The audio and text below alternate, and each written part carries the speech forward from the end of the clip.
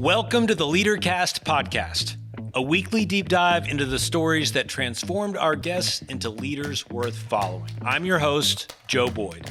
If you've been enjoying the podcast, thank you so much for being a listener. One simple thing you can do to help us out is give a review wherever you listen. Today's guest I am super excited about. It's Jen Hatmaker. She is a New York Times bestselling author, podcast host, social media influencer, and leader to literally millions of people around the world who are part of her community. And she is my wife's favorite person ever, so I'm getting bonus points at home. In today's podcast, we'll learn a lot about Jen's story, including a lot of the pain that she's gone through to usher her into what she calls a second half of life. Jen Hatmaker, welcome to the Leadercast podcast. We are so happy that you're here. Delighted to be here. Thanks for asking me.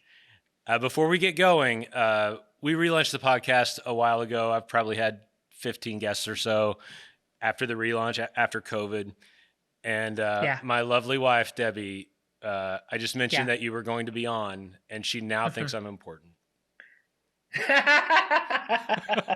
That's it. You've done it. You're credible. She and all of her friends are super fans of yours. Oh gosh. But I've also followed you for a long time. And so super excited to have you on today. That is so funny. First of all, hi to Debbie and friends. Second of all, congratulations on finally reaching your mark in marriage. Yeah, I made it. Well done, you. It's all downhill from here. You're there. So it's downhill from here. That's right. Exactly. Right. Cool. We just want to learn a little bit about your story, but maybe we start with today and then we'll kind of go back. Great. I know you're an author and lots of other things. How do you kind of describe yourself these days in terms of what you are, what you're doing in the world? I want you to know that I am consistently terrible at my personal soundbite. Yep. And if my best friends were in the room, they would be like, when somebody in our presence, in our hearing, asks you what you do, we're all so secondhand embarrassed at how bad you are at it. Like, we just wish you would do better. I'm like, I know, I don't know what to say. But in general, I generally say I'm an author. That's my favorite work that I do. I'm a writer first, and everything else sort of weirdly came around it because I guess that's how the world works. Yeah. But if pressed, I'm a writer. And then I'm also a podcaster. I've hosted a podcast for 5 years too, and a speaker. So that's the stuff I do. Sure. And then also, I'm a mom and a sister and a daughter and a best friend, and I'm a girlfriend, and that's a weird thing, and we'll get to it. Yes. And by the way, my lovely wife is a travel agent, and she's on a reward trip that she took one of her best friends on and left me in Cincinnati. But oh dear. I wish I didn't understand that impulse, but I do. Sure. So it's good for both of us. But her and her BFF over there both sent me one question for you, which we've never done before. So I'll save those for the end. Oh, that's exciting. Yeah. Oh, I look forward to it. So it's Debbie and who's the BFF? She's with Brooke right now. Her friend Brooke. Debbie and Brooke. Okay. Yeah. Well, look, if nothing else, those two questions are going to get run up the flagpole on this episode, since you want to keep your good standing that you've just inherited by having me on the show in the first place. Right. Let's keep it going. This is all momentum. Just helping my marriage out. Thank you so much. Okay. So what we like to do on this podcast is just kind of look at your life as a great story, because it is, and kind of see how it played out. And we use Joseph Campbell's kind of hero's journey stuff as a metaphor. I'm a total story nerd, and just like that, all great stories kind of have things in common. We use mythic language around it, which you said before this was pretty masculine. But let's blame Joseph Campbell, not me. But the it's reality all is on him, right? But there's some truth in this, right? That often when we're young, we have some ambition and we feel called to some sort of adventure, and we start going that way, looking for a treasure. And then he uses the mythic language that usually dragons start to stand in the way of us to get our treasure in any great story. And a mentor would typically come along and give us a sword, which in all great stories we find out was always in us all along. It was our own being. And that helps us just kill the dragons to get the treasure we want. So we just kind of use that motif here. And I would love to just start off asking you, when did you go by Jen or Jenny when you were like a little girl? Always Jen. Always Jen, never anything else. Mm-hmm. So little Jen, when you think back to little Jen growing up, do you remember any sort of early kind of urges to have an adventure, or any maybe, I don't know, media or TV shows or anything you connected with that sort of made you feel like, I want to leave my ordinary world and go do something else? Did you have any of those sorts of moments as a little kid? Oh, did I?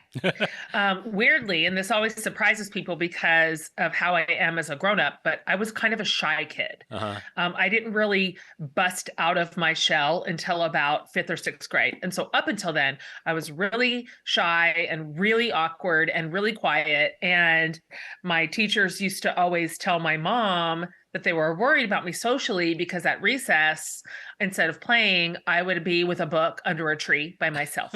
So all of my adventurous, like aspirational stories, I found in books. Okay. So books were my portal into the whole idea of being the hero of a story, if you will. Yeah. My first hero that I mean, obsessed over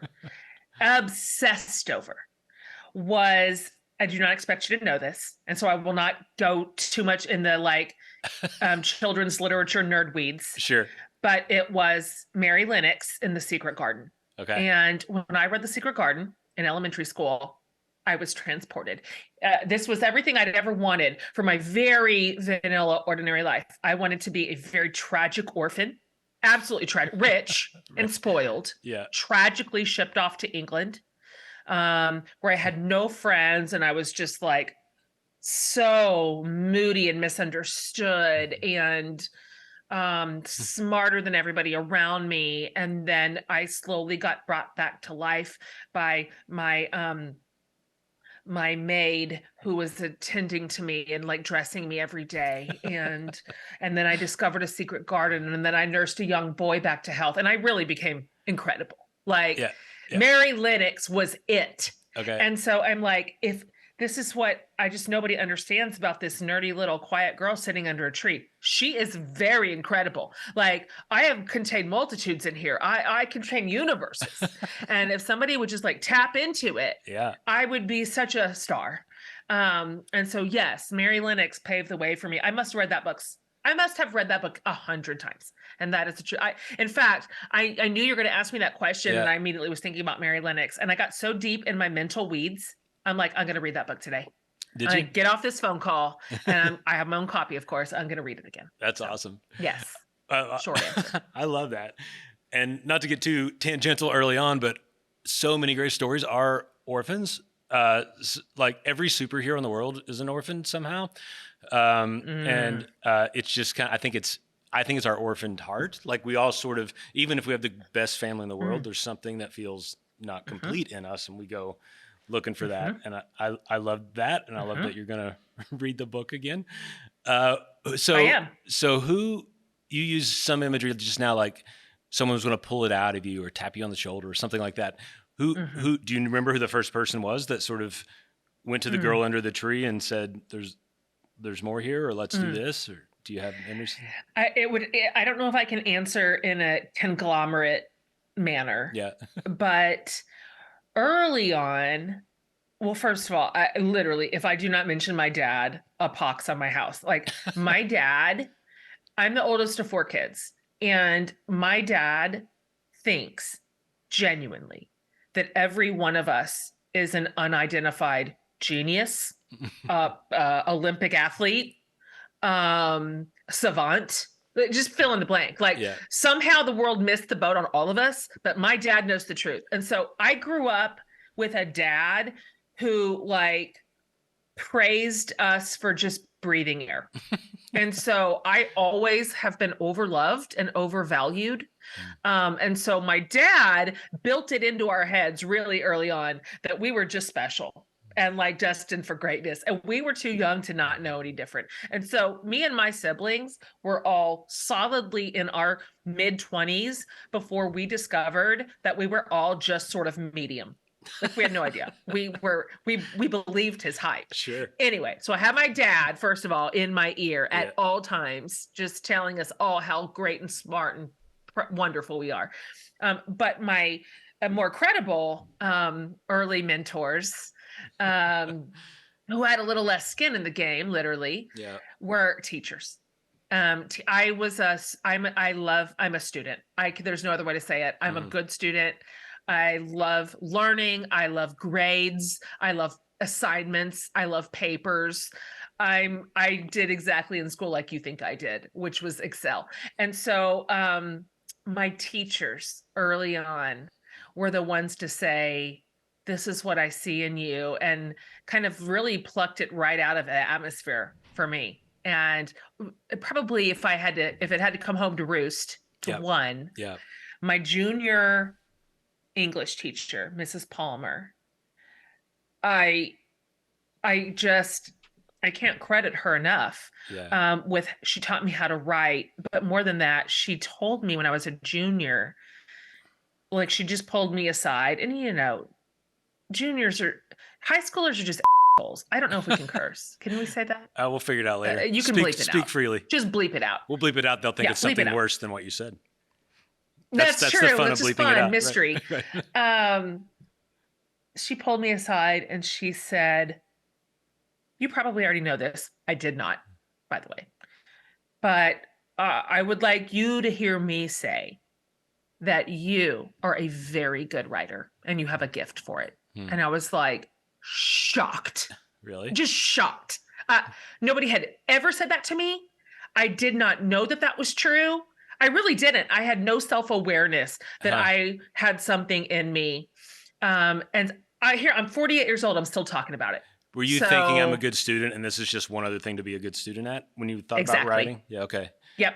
I thought I'm smart. I try hard. I care what people think about me, and I like straight A's. Yeah. So if Mrs. Palmer taught me this is what a transitional sentence looks like. Right. These are prepositional phrases. I'm like, I can work that out just by the facts, by data. Yeah. I did not know that I had a way of writing that was anything different than just like sort of standard academic material. Yeah. Mrs. Palmer did she stay involved in your life, or did you stay connected with her? She's still alive. What's up with Mrs. Palmer? She's passed since. Okay. She's passed since. But I came back in my early years of both college and young adulthood because I moved away from home. I was in Kansas. And when I would come back, I would go up to school. To my high school, to Campus High School. And I would see her and I would visit her. And because I just apparently was just so thirsty for her continued praise, I would show her papers that I was like particularly proud of. And I wrote to her when my first book was published and wanted her to know that she had a legacy in that trajectory. And awesome. I was so grateful for her little voice in my ear early on that made me think maybe I could do that. So what's the progression then from her saying that to you? Did you instantly then want to be a professional author, or did that take some time to work out to realize that's actually what you wanted to do with at least part of your life? It didn't occur to me at the time that somebody could write as a job. Yeah. That just felt like something for the sorcerers. Like I was a reader, of course. I grew up reading. And so to me, the authors, those aren't real people. It's like a movie, being a movie star. They live on an island.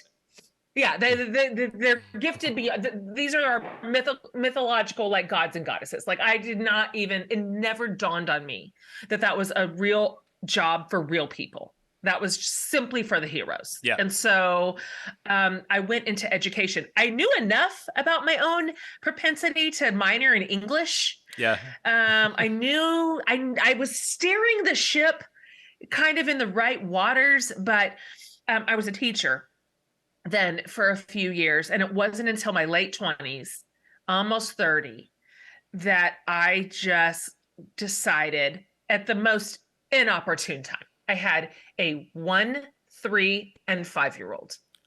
Okay. And I decided to write a book. There you go. I didn't even have a computer. I didn't have an email address.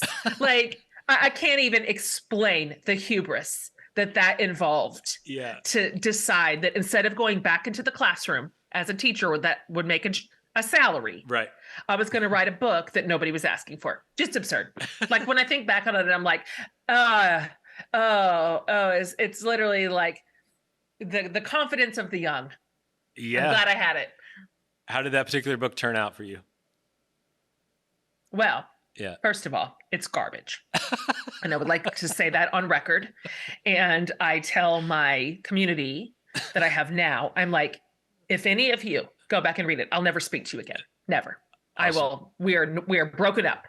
So first, know that. Yeah. Just know that. I wrote with no training, no guidance. I wrote it before I had an offer for it. So I wrote it without editorial input. Just disastrous. Yeah. Just absolutely disastrous. Yeah. However, it was the front door into the rest of my life.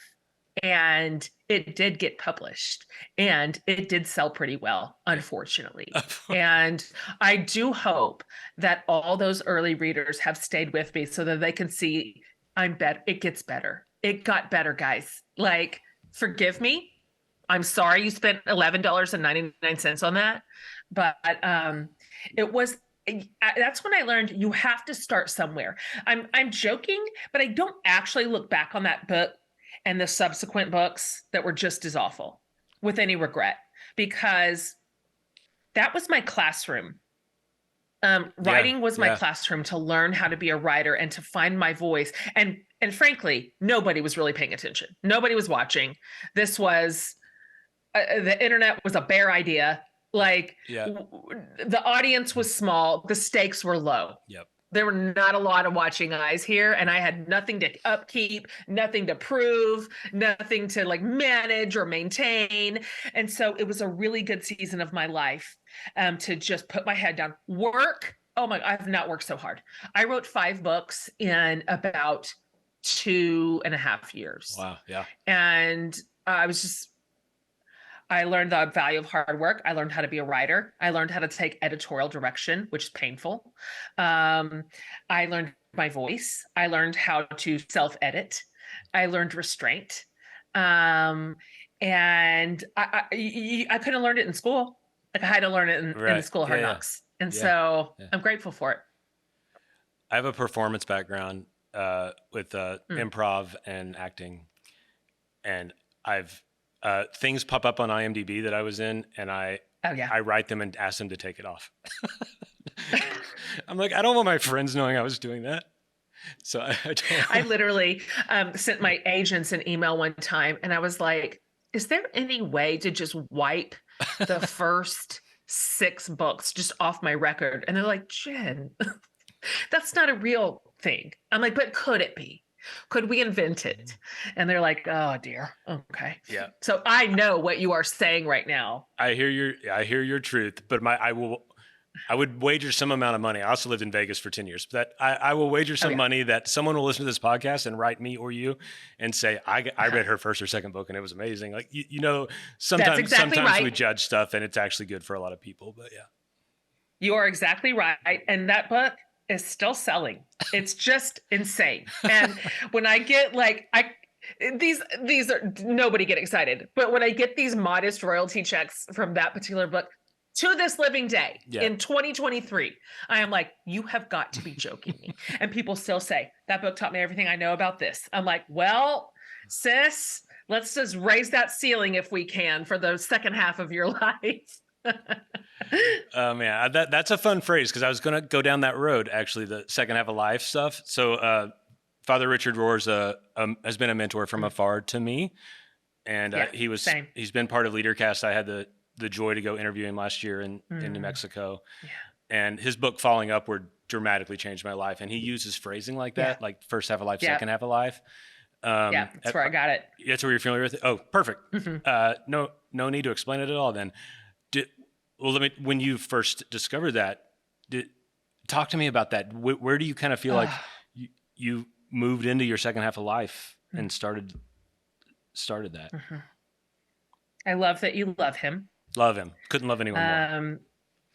We are so lucky to share planet space with him. Yeah.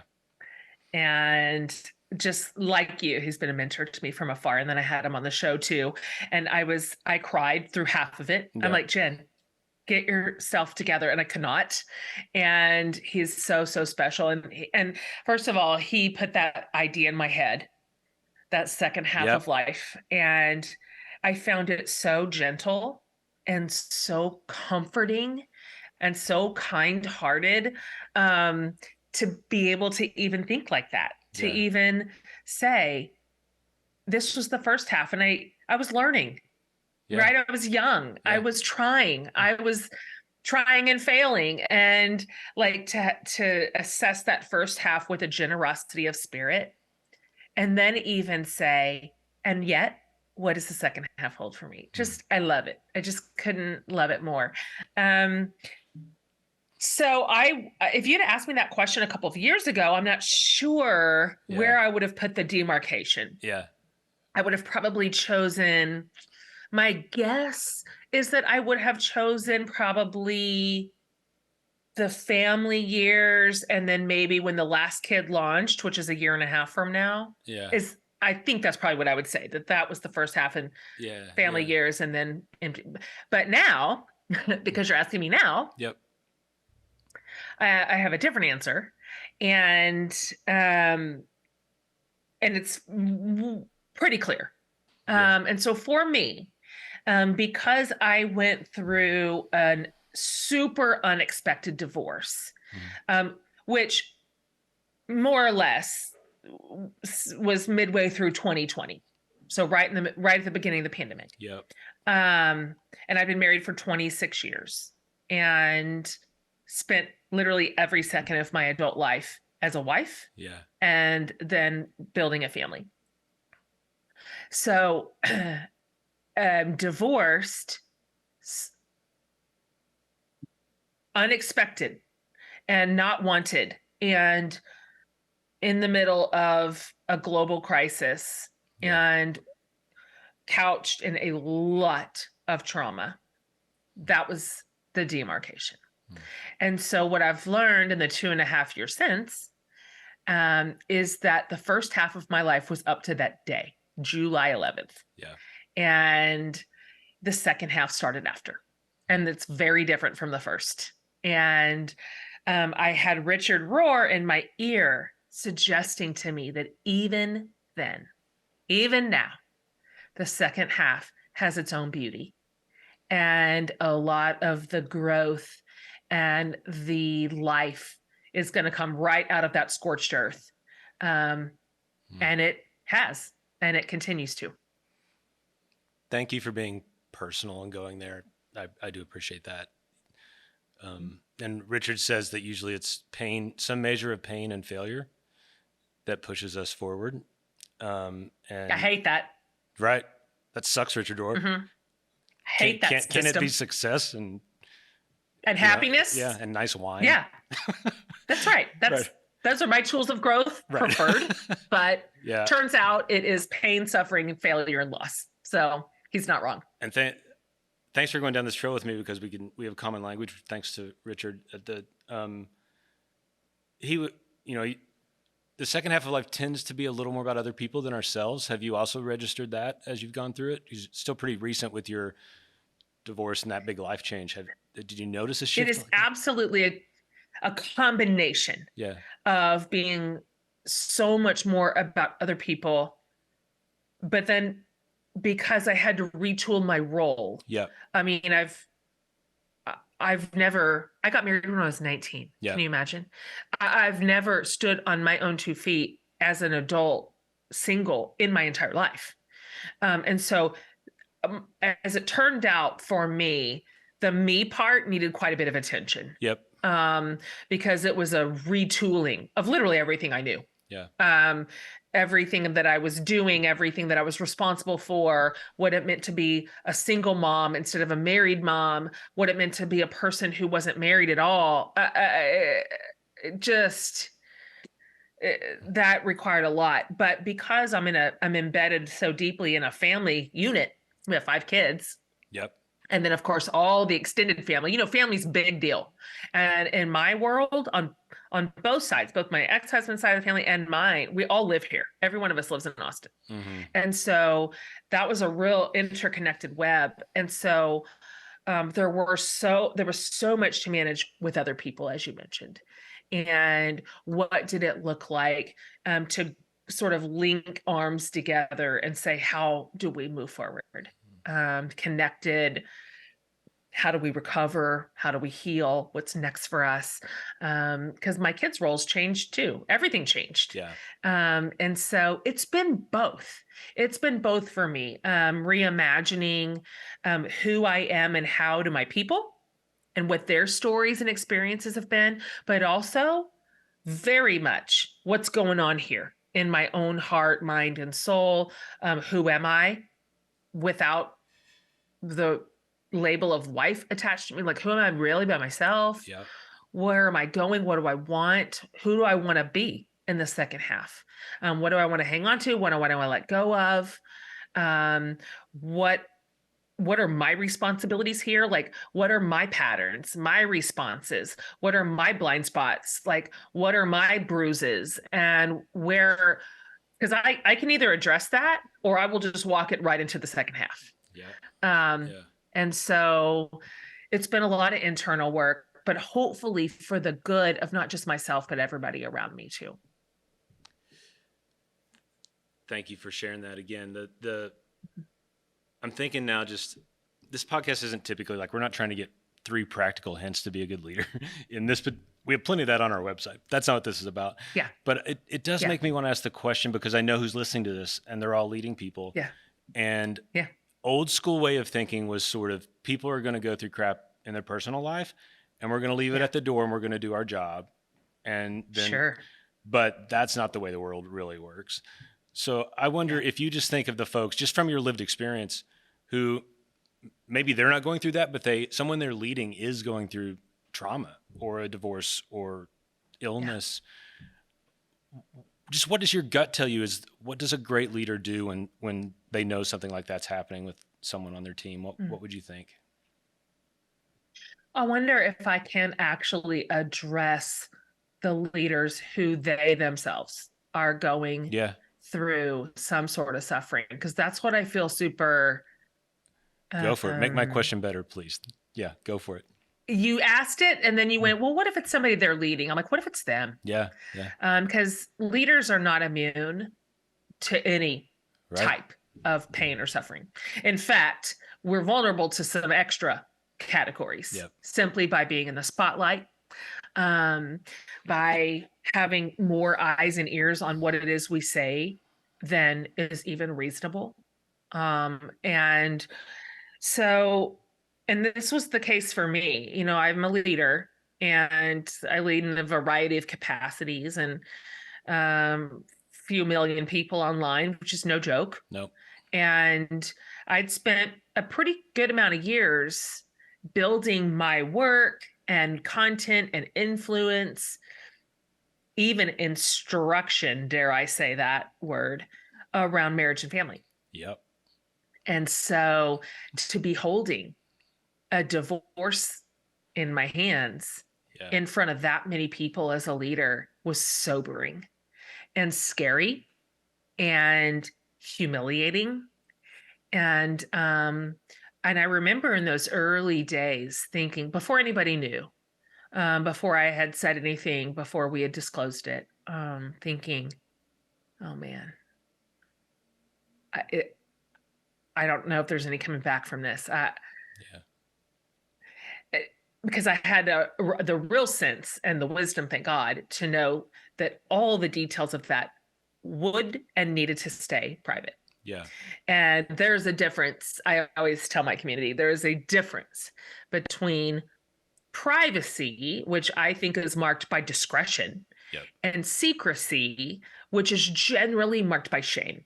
Secrets are being kept out of shame or fear, or there's nothing shameful in my story for me. Yeah. But I did have a degree of privacy to protect, not just for me, but for everybody involved, my kids mainly. Right. Sure. So knowing that I was going to keep a lot of that under lock and key, and so it was going to be a mystery outward facing, people would just go, what happened? Yeah. And they weren't going to get an answer. I thought, this is not going to go well. And I had that instinct, I had that impulse that you just mentioned as a leader to just shine it up, put it in a drawer, shut it, go to work, carry on. And I do have that capacity. Yeah. I do. I'm an Enneagram 3. I can do it. I can you do. compartmentalize. Yeah. I can pick the better parts of the story for higher rotation. Yep. But I did find out in that case I couldn't do it. I was too brokenhearted. We were just too shattered. I mean, there was not an option for me to polish it up. Spin it. And so what I learned, and what I'd love the leaders listening to know,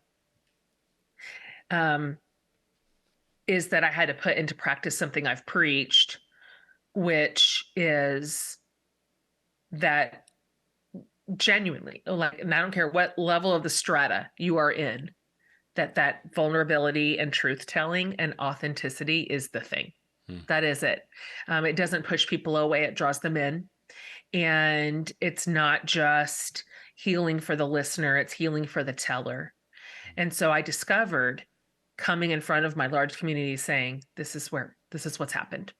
And this is what I don't know, have any answers, and I don't know what we're going to do, and I don't know how life's going to look, but this is where we're at. That rather than creating a rift between me and my community, or rather than a credibility hit, which I thought it would be, it was glue. I mean, it was absolutely glue between us. And that, I mean, I've said it so many times, I'm blue in the face, but it really is true that we're not alone in our pain, no matter how personal it is and how unique it feels and how it's just suffering's ubiquitous. And so bringing that level of authenticity into the community strengthened it, and it strengthened me. And it became ultimately one of the greatest healing resources in my recovery process, which was that I had laid down the instinct to pretend. And so I didn't even have to carry that burden around. That is a heavy burden. Yeah. And so I wasn't trying to hold that on the knapsack, this huge elephant in my own room that nobody else knew about. I couldn't have done it. So I didn't have to carry that around. I got to be truthful. Yeah. And then I received so much love, connection, and even instruction from my community. So for some saying, me too, I'm right there. Thank you for saying this out loud. Thank you for giving my pain a place to land. And then for people ahead of me who said, I've been there. I know what you're talking about. Let me tell you what's next for you. Let me tell you what's around the bend. Keep going. It was so helpful. And so I think that even though it goes against our self-preservation instincts as leaders, truly, one of the strongest things that we can do is be that level of authentic on the top rung of the ladder. Yeah. Wow. That, especially, I'm an Enneagram 3, or I'm an Enneagram nerd too as well. I'm a 7. I'm a 7 with depression, so I'm very muted 7. But I am a 7. I wanted to be a 7. I did. Oh, who doesn't? I tried to answer the questions in such a way that I could be a 7. You wanted to be a 7? Even trying to skew the answer, I came out 3, way up here. Yeah, only a 3 would try to skew the question. I know, it's so on brand. I hate us. We're so predictable. But the journey to the 3 is the authenticity. Look at you, second half of life. This is awesome. It is. Hey, we're going to close. Going to close a little differently than I normally close, with 2 questions from Cancun from Brooke and Debbie. So. Oh, I've been waiting for these. Okay. I'm so ready. So, here's a fun thing. I had to start using these 6 months ago. Oh, how old are you? 49. Yeah. Wow, you lasted longer than most of us. Do I look 20 years older like that? I held off for 3 years. I needed them. Glasses are very trendy. Yeah. You look very stylish. That is a look. It's an aesthetic. And you just lean into it. But I mean, as you know, I'm 48. We're the same age. I'm right. Hello. Here we go. I've got pairs literally everywhere. They're everywhere. I have to do life. This podcast is for aging Gen Xers all around. All right. That's right. We're all here. Brooke, my friend Brooke, I said, you each get to ask a question to Jen. Okay. She said she has amazing, which is in all caps, friendships all over the country. What secret sauce does she have to long-term deep friendships? And then she says, I hope she says French fries. But what do you have, especially friendships that are separated geographically? What? Yeah. That's Brooke's question. Yeah, I have I have two really strong groups of girlfriends. None of us live here. So one of them are college girlfriends. So we met in 1992 at Oklahoma Baptist University in WMU dorms. And then the other group of them we're in the same similar world. We're authors, and we met 10 years ago on the internet and we locked in. So the secret is not that special.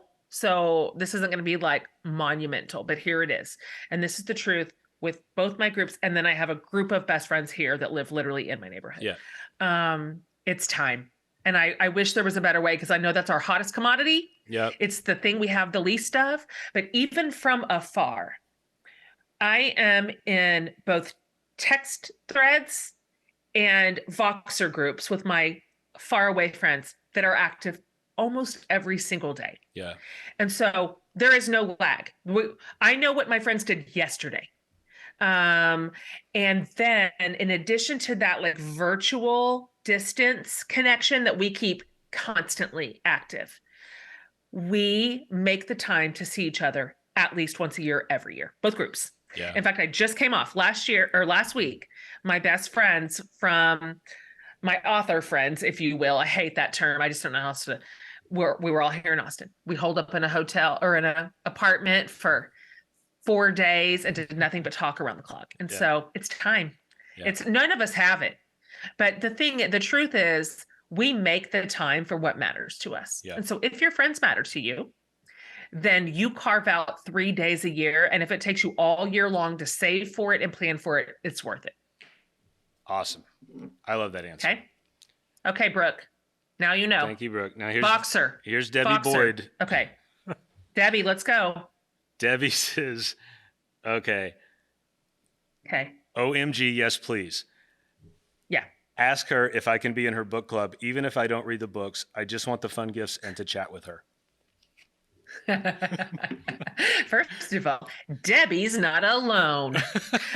We have a whole group in book club that are just like self-professed non-readers. Yeah. And they're like, look, I give the book to my daughter. I give the book to my neighbor. I take my gift. I do all the fun Facebook chats. I listen to the playlist. I'm like, I don't judge. Look, I do not judge that. That does not bother me. I am not mad. And so, Debbie, the water's warm. Come on in. There's a whole group of you who simply go, I want the benefits without the labor. And I'm like, I respect that, actually, to be honest with you. So there you go. Well, you'll get a new member today from Cancun. Yes. Jen, Debbie and Brooke. I love that you're on a trip.